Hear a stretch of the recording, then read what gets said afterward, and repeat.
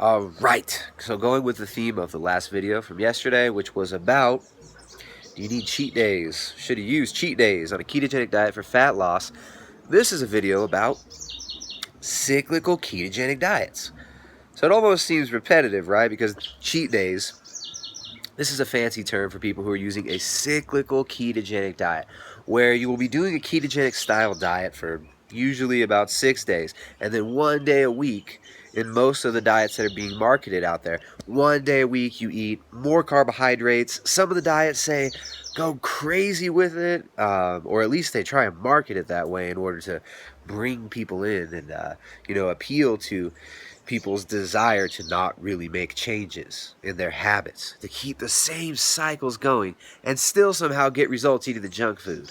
Unfortunately, these cyclical ketogenic diets for 95% of people are not very effective and in fact can be detrimental. There you go, I said it again. These cyclical ketogenic diets, an approach where you are doing refeeds all the time, carb refeeds every weekend. You got to carb up.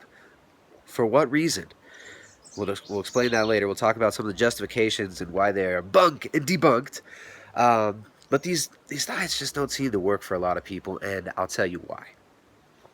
Most individuals who are trying to lose body fat are not just trying to lose a few pounds. They're not just trying to lose 2 to 3 pounds. Most individuals are not athletes who require more carbohydrates, or believe they require more carbohydrates. Most individuals using a ketogenic diet these days are just looking for straight up fat loss. They're people who may get to the gym 2 to 3 times a week, maybe 5 times a week. That still doesn't mean you're a high level athlete. Now, a cyclical ketogenic approach, I do think, can be useful to a small portion of the population, and that would be for like high level athletes, people who are training 2 times a day, explosive athletes who need loads of energy, people who are doing, I'm talking about like professional basketball players, football players, stuff like that.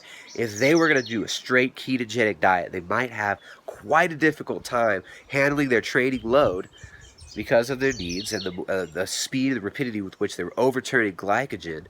These individuals might be able to use effectively a cyclical ketogenic diet where they're selectively using carefully titrated carbohydrates. I'm not talking about throwing down 20 donuts in one go. I'm talking about individuals using 40 to 50 grams more carbohydrate than would be their ketogenic threshold prior to or right after training.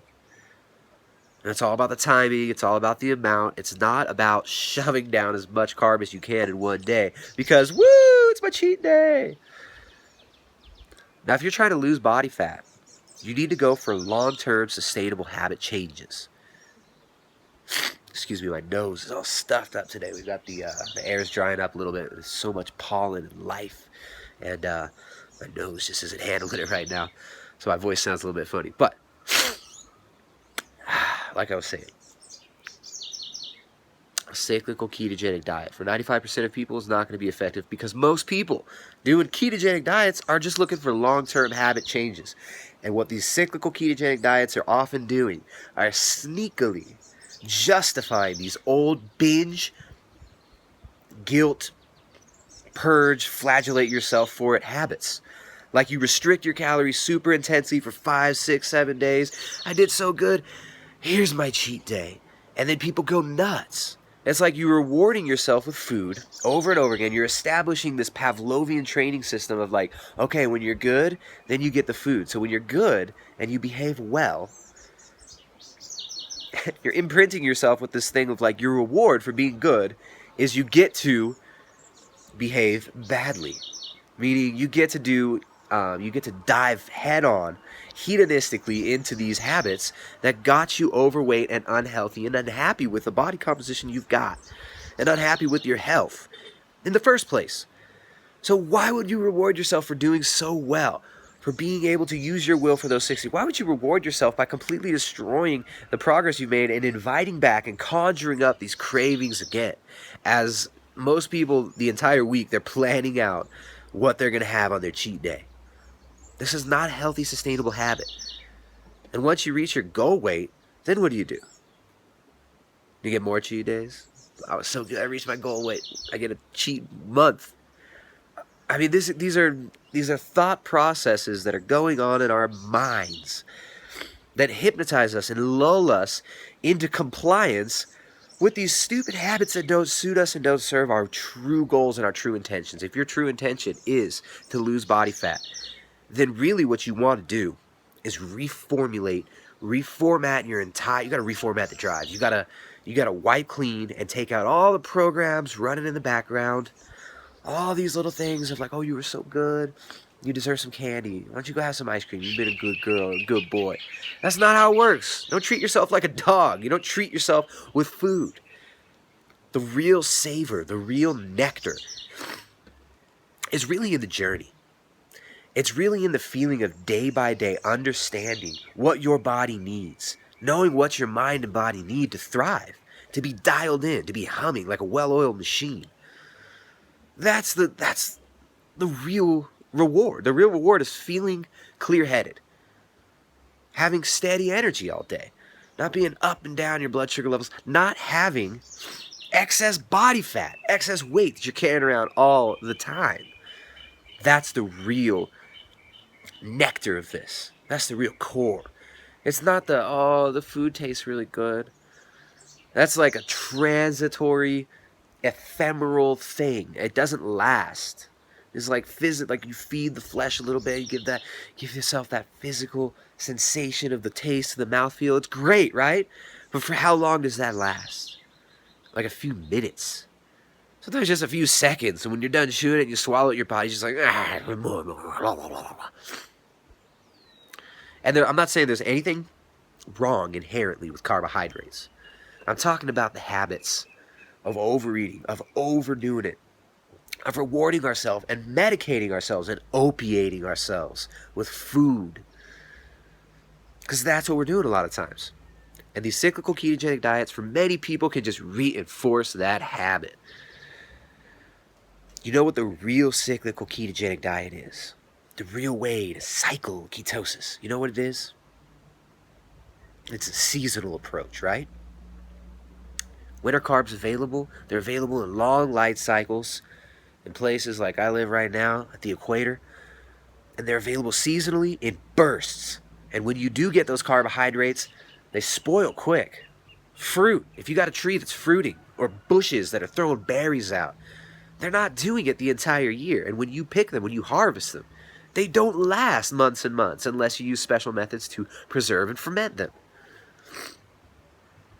So you got to eat them quick. We're biologically wired to go into those carbohydrate seasons and gorge and gain weight and gain fat so that we can burn that off in the times of lack, the times when there's less food available, in the fall and the winter. Then we're going to be in ketosis, burning more body fat, storing that energy in the summer when the long light cycles happen with those carbohydrates, and then burning that fat off through the rest of the other seasons of the year. A cyclical ketogenic diet shouldn't be every single week you gorge on carbohydrates because you're a good little doggy. And you got to reward yourself like a puppy. You're not a puppy. You're a human being. That's your mind. That's your body. That's your machine. That's your vessel through which you interface with this reality. You can treat it as well or as poorly as you like. And how well we maintain this vehicle, just like the vehicles you drive around the roads, how well you maintain it, how well you keep it tuned up and dialed in, determines the longevity of it. You see some of these old cars, 50 years old, they've been well maintained, they still work perfectly fine. Same with our bodies. You see some of these people, 80, 90 years old, they're working perfectly fine. Still functioning cognitively, physically. And that's possible. For me, that's what the diet's there to support. It's there to support life. It's not there to support addictive, transitory, pleasure center enticement. I mean, that's not what it's there for me. And if you're trying to lose body fat and you're trying to maintain a healthy lifestyle long term, you got to get rid of those habits of rewarding yourself, drugging yourself, and opiating yourself with food. We have to do that. Or we stay in the same cycle and we find justification for it. Oh, I need the carbs because of this made-up thing on my thyroid. Your thyroid needs carbs. None of these justifications given are true. You don't need the carbohydrates. If you're trying to lose body fat long term, not that there's something wrong with the carbs, but if you're going to do keto, do keto. If you want to eat carbs, eat them. Eat enough to feed yourself and fuel yourself. A simple carb refeed is not going to reset your metabolism. One day, if you're in a deficit, I'm just talking about refeeds in general now, not even just carb refeeds, but if you're in a deficit, and I'll do a whole other video on this, but say this, if you're in a deficit, it takes about 3 or 5 days, at least 3 to 5 days of increasing your caloric intake to increase your metabolism again and get it back up there. 1 day of increasing caloric intake through carbohydrates or fats or protein or whatever you're going to increase your caloric intake from, 1 day is not enough to reboot the metabolism, to reset leptin levels. It takes like 3 to 5 days, at least 3 days. So there you go, cyclical ketogenic diets, in my opinion, not useful for most people who are being duped into using them. These are for a small portion of the population who is willing to track and control and to do it meticulously to the T and not just go nuts every time they have their so-called carb ups or cheat days, whatever they want to call them, whatever the marketing calls for, right? So there it is. Here's what I think is the truth. You decide. Test on yourself. What works for me might not work for you. That's why what I do, I don't just blanketly throw out on my clients. I don't just tell everybody to use my program that I do for myself. Tailor it to each individual. So anyways, if you're looking to maintain a ketogenic diet long term, not only do you need to keep your macros dialed in and stay off of these cyclical binge guilt cycles, but also you got to become proficient at cooking, at making keto foods. So for those of you who've been watching the last few videos, you know what I'm getting into. I'm getting into Jessica's cookbook, my wife's cookbook, the Ketogenic Edge cookbook, a training manual for low-carb, ketogenic, and paleo cuisine. And it is far more than a cookbook. That's why we called it a training manual. I mean, there's the attention to detail, the little details in this is absurd. I was telling her yesterday just how impressed I am that, you know, every recipe's got macros, and they're all fat loss friendly. And also, the ones that do contain dairy, because we know that a lot of people aren't into dairy, a lot of people are lactose intolerant, or just don't want to have dairy. We show you how to modify every single recipe that's got dairy to not use dairy. It's actually not that hard. It just takes the time and the detail and the care to put these little details in there. They all got macros, every single recipe. There's an entire section on how to use organ meats, why to use organ meats, how to format, how to create your keto kitchen, the tools that you will need to succeed long term in your keto kitchen. It's a training manual basically turning you into a master chef in your keto kitchen. All relatively simple, straightforward recipes. No crazy esoteric ingredients that you're going to have to go to the gates of Mordor to find. This is the ketogenic cookbook for the people by some normal people. So she spent a long time working on this in our little tiny kitchen here in Ecuador, and it's finally available. It's available in ebook format. It's available on our website exclusively. You don't find this anywhere else. The Ketogenic Edge cookbook is only available at primaledgehealth.com. We are an independent gig. We do it all ourselves. So we're not even going through Amazon. It's not even available through Amazon. It's self-published and only available through primaledgehealth.com. So check out the Ketogenic Edge cookbook, and I'll see you guys next time. primaledgehealth.com.